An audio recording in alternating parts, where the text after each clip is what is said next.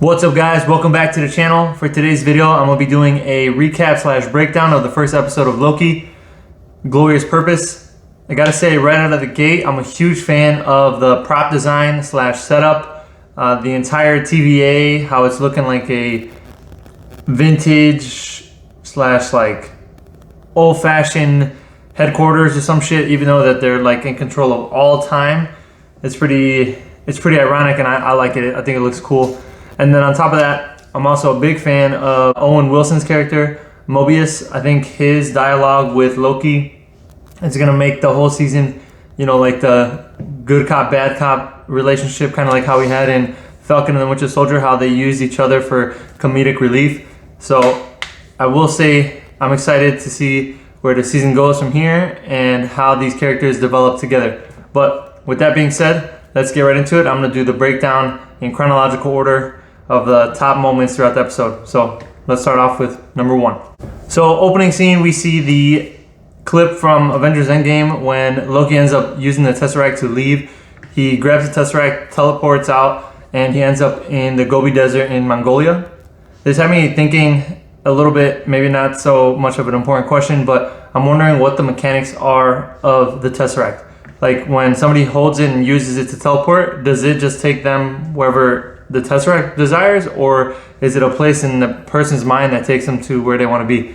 If so, if it's the case where it takes you where you are imagining to go, then I'm wondering how the hell did Red Skull end up on Vormir? Like how would he have known of Vormir? So obviously they're probably not going to break that down, but I think that was just an interesting question I was thinking of like how does the Tesseract work?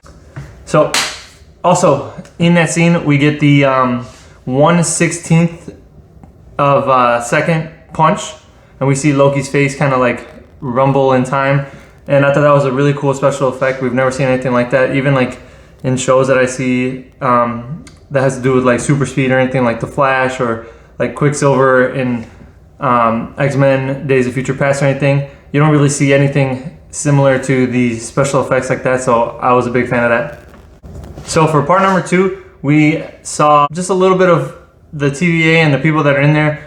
First thing right out of the bat, we saw a Skrull sitting in there, like he was getting checked in, like if he committed a crime. So I thought that was pretty cool that we can see that there's been a Skrull in almost every project that we've seen so far, from WandaVision and the post-credit scene. And we probably think that some people might be Skrulls in Falcon and the Winter Soldier, but also we see that there's a Skrull here in Loki, just to keep the reminder to everybody that Skrulls are still around and Secret Invasion is on its way.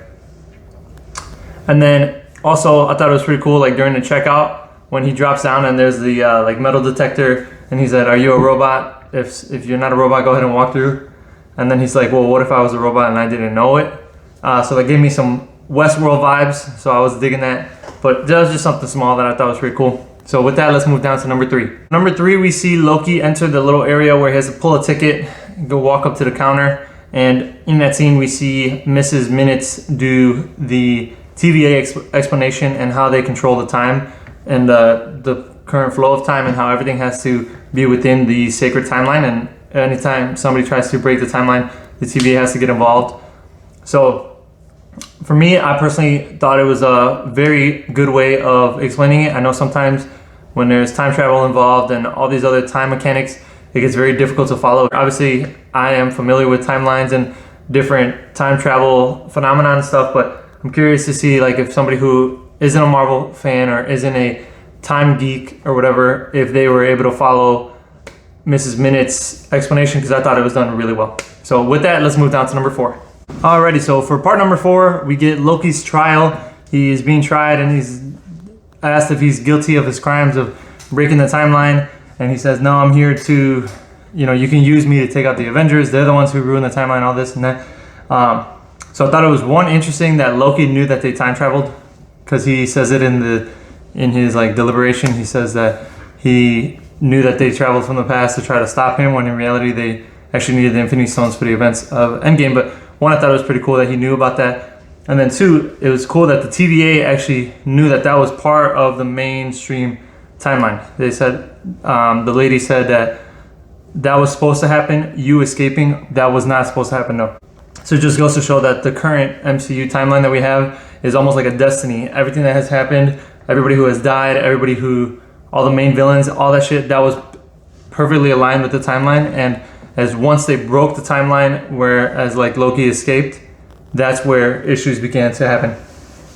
So with that, let's move down to number 5. So for number 5, we see Mobius, his introduction to, he introduces himself to Loki, and they go to like a little therapy session in the little video room. He's showing him basically his life that he's lived up to at this point, and he's saying, you know, I think you're better than what you say you are, Loki. You're not really a villain.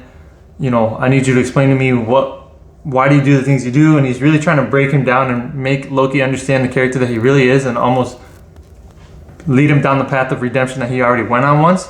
But it's so funny because he's like consistently roasting his ass throughout the entire interview. Like he's like, oh yeah, using your metaphors, yeah, it makes you sound smart because you're really smart. And the way he just talks to him, I think it's pretty funny. I like their two interactions, and I'm hoping to see you know, where the season goes, them two hopefully being buddied up for the majority of this season. So we'll see what happens. Moving down to number 6. So for number 6, we see Loki escapes. He has the little reverse stopwatch or whatever, and he's able to like reverse himself back to before he ended up in that interrogation room. And he finds the guy at the front desk who has the Tesseract. He goes and he says, you know, if you don't help me, I'm gonna gut you like a fish. And the guy says, well, what's a fish? So I think that was pretty funny because it just goes to show that these TVA guys who were created by the timekeepers, the 3 timekeepers, they really do not like live an actual life. Their life is the job of being a TVA member, and they don't know anything outside of that. So I thought that was pretty funny. And then we also see that the Infinity Stones and the Tesseract, they don't work when they're in TVA. They have some kind of magic, some kind of hex, almost like in WandaVision, where they cannot use it when they're within those barriers. And I thought it was pretty cool that he had the drawer, he opens it, and there's all those Infinity Stones, because it just means that people throughout the timeline have been trying to steal an Infinity Stone, and then they have to put it back, or they have to erase them or reset them or whatever, like one of the TVA agents says. So I'm just curious to see, it'd be cool if we had like a flashback to a few people who try to take some Infinity Stones or something, and it didn't go in their favor. But yeah, based on those 2 things, I think the TVA is really looking like a strong force to deal with, especially when it comes to their ability to have the defenses against these super powerful objects within the MCU.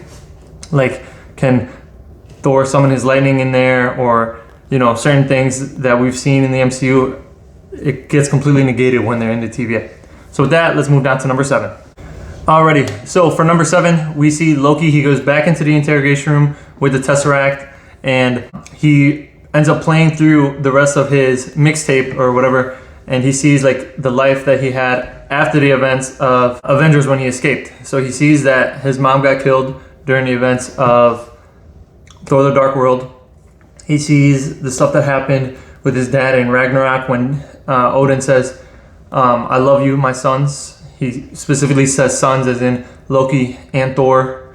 And then he sees some more events where he's talking to Thor, and he's like, you know, brother, I've always thought very highly of you. I thought we would fight side by side for the rest of our lives.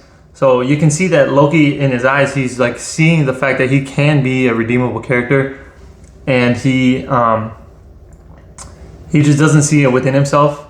And it's part of the next scene that we have here in part number 8, when Mobius comes back into the room and he says, you know, why is it that you hurt people? I know you don't enjoy it. And it's really like a sense of Loki is just a character. He's a villain by circumstance. He grew up adopted as a frost giant who felt like he really didn't fit in, and he could never be as good as Thor. And if you can never be as good as somebody, you might as well be the complete opposite. So I feel like that's what happened with Loki. He really deep down, like he is a caring person. We've seen that redemption throughout Ragnarok when he came back and he saved the Asgardians. We've seen how he tried to sacrifice himself to kill Thanos. So he does have legitimate emotion and legitimate care for people that are in his immediate circle. It's just a matter of circumstance. Sometimes he wants to try to save his ass, and that's what makes him look like a villain. But I think him going through those videos and seeing how good of a person he can actually be, Obviously, he's the god of mischief, so there's some things that he's going to do to get it his way. But overall, all in all, I think he's a really well-written character, and I'm excited to see where they progress his storyline based on his character development. So with that, let's move down to number 9. Number 9 is the last part of the episode. We see that Mobius says, we need your help because there's a variant who is killing off all of our members of the TVA throughout history points in the timeline, and it's actually another Loki variant. Based on the trailer footage and just some knowledge that I have, it's probably going to be Lady Loki, like from the comics. A few questions that I have for this week based on that is, one, what is Lady Loki's endgame? Like, what is the point of her going through time and killing a few of these TVA agents? What is she doing at these points in history? We saw that she went back like into the 1500s in that church scene where we saw the mosaic of the devil on the wall. She also went back to the 1800s in Oklahoma. You know, like what is the significance of each point of history that she's going back to, and you know, how does that affect her overall goal or game plan? Another question I have based on her is, what timeline does she come from? At what point?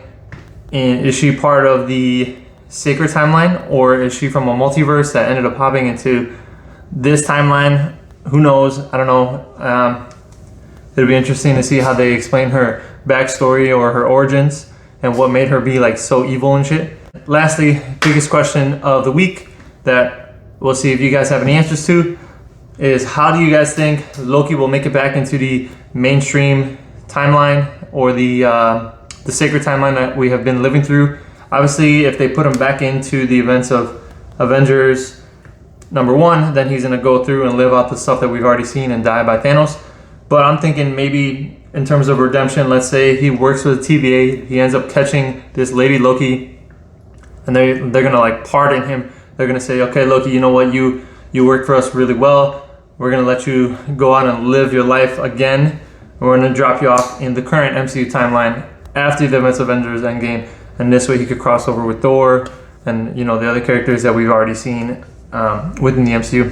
So that's all for today, guys. Let me know what you guys thought about the first episode. Personally, I'm thinking that this show is gonna, it's looking like it's gonna be better, or if not equal to WandaVision. I'm a huge fan of anything that has to do with like the timelines and time meddling, so I'm all for this, and we'll see, you know, how crazy it gets in terms of who Loki comes across, or, you know, how he tries to backstab or do some shit to benefit himself. So, like I said, let me know what you guys think.